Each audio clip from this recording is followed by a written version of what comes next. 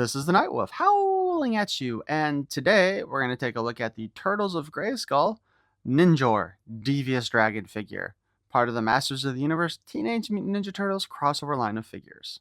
This is another one that I'm just kind of iffy about, to be honest. On the back of the box, we see Ninjor fighting against the Turtles in a pit with the Snake Foot Troopers up top, which, of course, the only way you get the Snake Foot Trooper is by buying multiple King Hisses, which is annoying. Ninjor carries a secret under his hood. He has always been the last DragonMen of Eternia, hiding from all until the next coming of Serpos. So we're saying that this guy is not actually a mutant at all then, even though he's been molded in the translucent plastic of those who have been mutated. Alrighty then, make it make sense. The reptile wars of the Teenage Mutant Ninja Turtles scour Eternia for Shredder, but find themselves in the middle of King Hiss's plot to make the Snakemen the most powerful force in the universe. As part of this wave, we have Leonardo, leader of the snake hunting green machine, Clampchamp, master of the hand puppet, Ninjor, devious dragon, and Michelangelo, powerful party dude.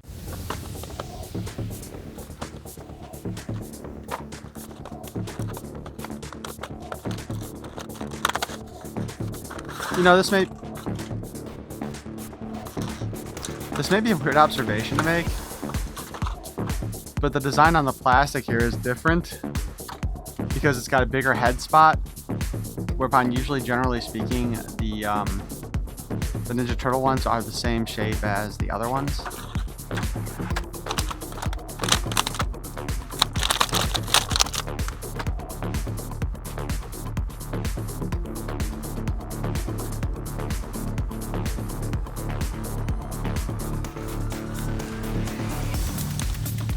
We have our little sheet with the removable parts. For some reason, they did not mention the wings on here. But he does also come with a neck extension. And the usual standard removable parts of any figure from this line. He actually comes with a new katana design, too. My hope would have been this would have been used to make swords for Leonardo and, give us... Again, I would just like to see a standard Ninja Turtle design in Masters of the Universe and not the crossover thing. This is one of the things that I'd like about what I've seen from the Thundercats line is that you will have standard Thundercat characters in MOTU scale. But let's take a look at our oh-so-fun comic, The Blood of the Dragon. Look, the turtles have been tossed into a pit because they got caught. And somehow, even though King Hiss had been with Shredder Skeletor thingy in the ooze pit, he somehow is no longer part of that combination, as the turtles are supposed to be sacrificed to Serpos to bring back to life the snake that is Snake Mountain. Mikey tries to make banter. He's told to shut up by Raphael. I assume it's Raphael.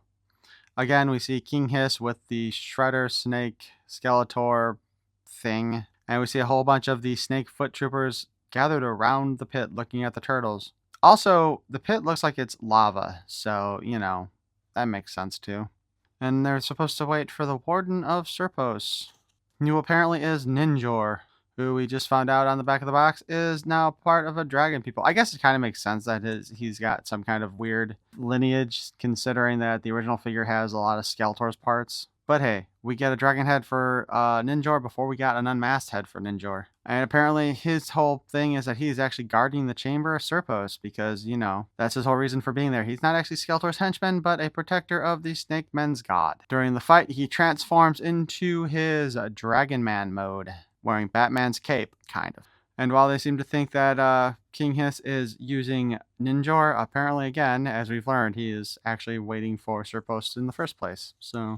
which doesn't make a whole lot of sense, actually, because I don't know why they have dragons and snakes, on the same team here. Because if he's part dragon, shouldn't he be with, like, the Gray Smoke and Granomir? But, of course, he fights, and he's got fire-breathing powers. But, apparently it doesn't matter if our dragon man here manages to beat the turtles or not. It's still supposed to bring about Serpos' resurrection.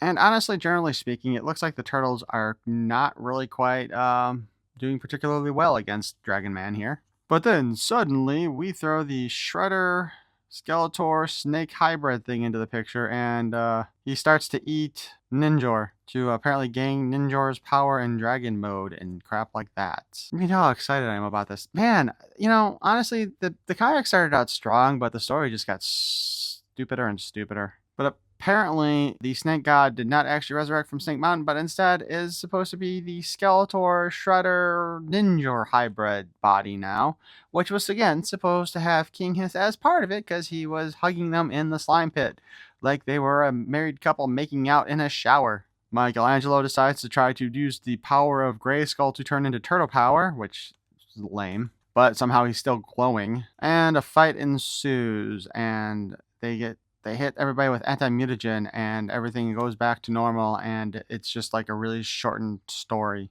And of course, now that they've captured Shredder, the Teenage Mutant Ninja Turtles enter the portal to go back to their home world, and you'll notice that Casey and April are not with them, so apparently they got left behind on Eternia. The end. And on the back of the package, we see Leonardo, the leader of the snake hunting green machine, Clamchamp, the master of hand puppets, Ninjor, the devious dragon, and Mikey, part of the party dude. Yeah, I don't know, man. It's kind of like reading the Dark Horse Ninja Turtle comics. I was really excited about those too, and they kind of suck too. Anyway, let's take a look at our DragonMen here. He has an articulated mouth, so he can open and close it. It's kind of too bad they didn't give us an effect with him. By the way, look at all these accessories we got with this guy. And yet, the cartoon collection, we only get like one freaking accessory with the figures. And that's so annoying. But, okay. Mouth opens and closes. Oh! He's wearing a collar. And a harness with the turtle shell thing. And a standard Masters of the Universe body.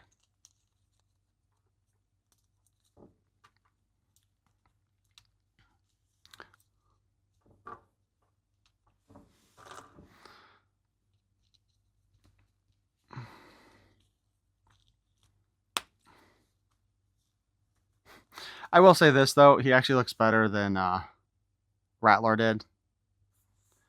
I mean, overall, it's actually not too bad of a design, if I'm being honest. I'm just not thrilled with the story behind it. And, of course, again, if he's not actually supposed to be a mutant, and instead he's part dragon, I don't know why we've colored him in the translucent plastic. Anyway, now that we've got that in the way, out of the way, in the way, let's attach his wings.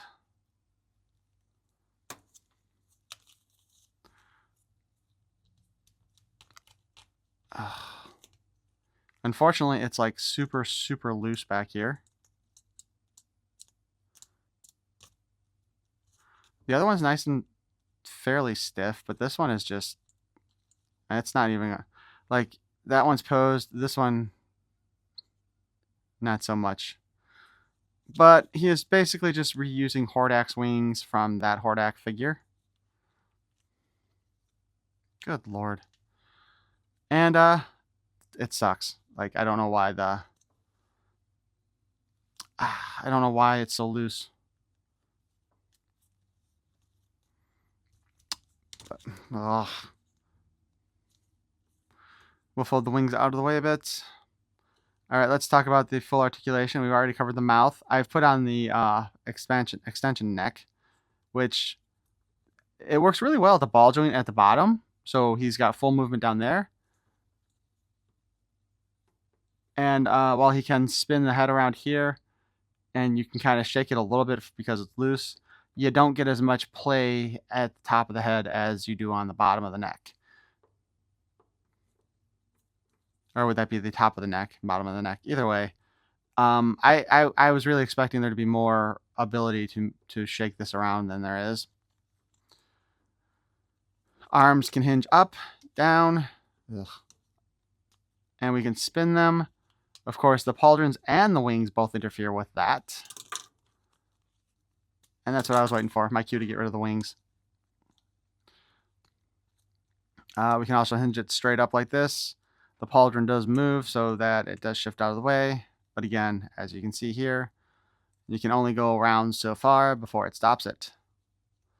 He does have a new forearm sculpt, and we do get the little less than 90-degree bend. We can spin his hand, and also, again, looks like a new hand sculpt too, because he's only got 3 fingers and a thumb. And we have the in and out articulation. Full waist swivel at the waist.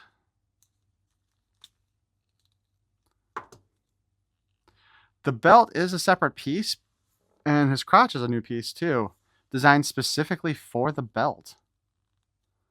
That's actually kind of interesting, and I'm wondering if they're going to use that on any other figures, because usually speaking, you know, it just kind of sits there. It doesn't have like, the belts don't usually merge into it unless they're part of the crotch piece.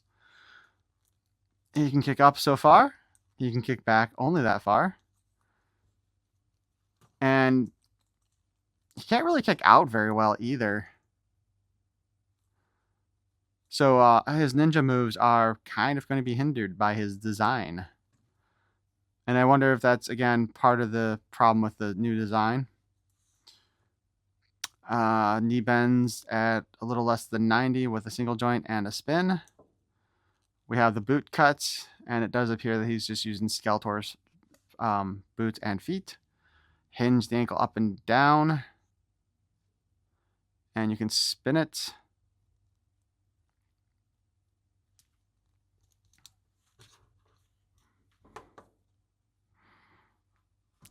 Oh. He can hold his sword, but it's kind of a pain to get it in that hand.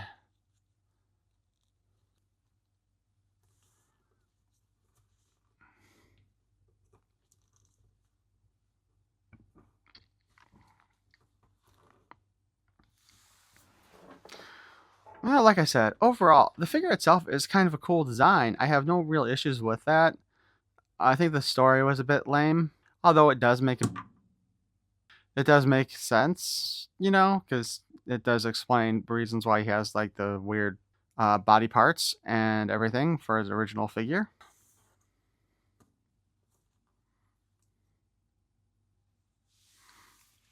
I kind of feel like they shouldn't have bothered with the translucent plastic, though, if he wasn't going to be a mutated version, because that was what they were using for the mutated versions, and it just seems like, according to that story, he just transformed into this dragon mode. The unfortunate thing with my copy, at the very least, is that the wings do not, specifically the one wing, is super loose inside there.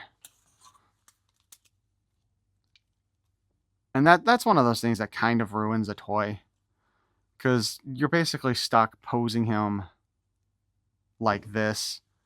You're not going to be able to flare his wings out and have it stay up. Now, again, I don't know if that's going to be a problem with all the figures or if I'm just that lucky. Maybe I'll pick up a second one of him. I don't know. But overall, I think he looks cool. As much as I might be complaining about certain aspects of it, I do think he looks cool. You might as well use that neck extension, because I think he looks kind of dumb when it... Oh, good lord. When he doesn't have it in place. The head just directly on top of the neck just didn't look particularly good to me.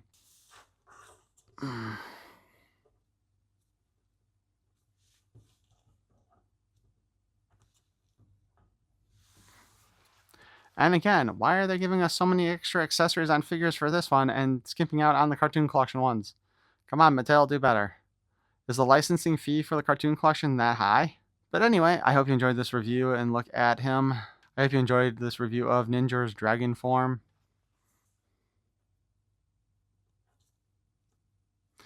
Even if you're not a big fan of the Turtles or Grayskull figure, this is another one of those figures that you could throw in with your regular Masters Universe figures and he'd look fine. Oh, God. But I hope you enjoyed this review. Please feel free to leave a like. And if you want to drop a subscription so you can see more of my nonsense, that would be great. I'd appreciate it. Thank you for watching. Peace and love.